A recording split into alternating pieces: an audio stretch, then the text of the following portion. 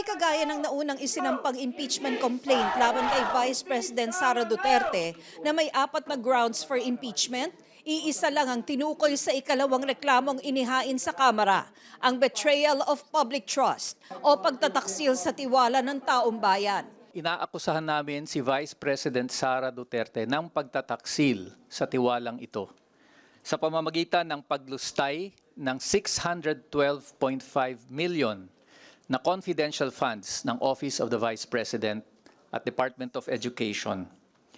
Ginamit niya ito sa mga maling bagay, sa maling paraan. Pwede naman kami magdagdag ng marami pa. Pero the betrayal of public trust, yun encompasses everything. One of the highest, if not the highest, treachery ng isang public official. Formal nang inihahain ngayon dito sa Kamara ang pangalawang impeachment complaint laban kay Vice President Sara Duterte. 75 individual mula sa iba't ibang sektor ang tumatayong complainant.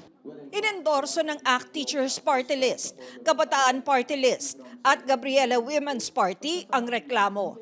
Binanggit din sa reklamo ang pagtanggi ni Vice President Duterte na humarap sa investigasyon ng Kamara tungkol sa paggamit ng confidential funds. Hindi dapat na binababoy ang proseso ng mekanismo ng accountability. Hindi dapat tinatakasan ito. Ito ay dapat hinaharap.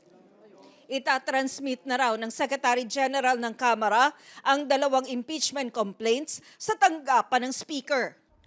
We assure the public that this process will be conducted with integrity, guided by the principles of due process and adherence to the Constitution.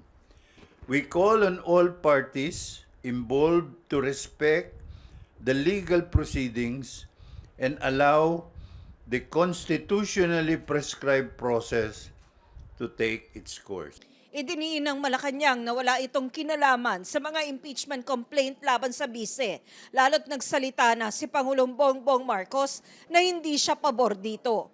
Pero hamon ng complainant at endorser ng pangalawang reklamo, This impeachment complaint is a challenge to Congress to show its independence, to show that it can stand on the side of the people kahit ang presidente iba pa ang sinasabi at pinapanawagan. Separation of powers tayo, dapat tumindig ang Kongreso sang-ayon sa tama na posisyon dito sa usapin na ito.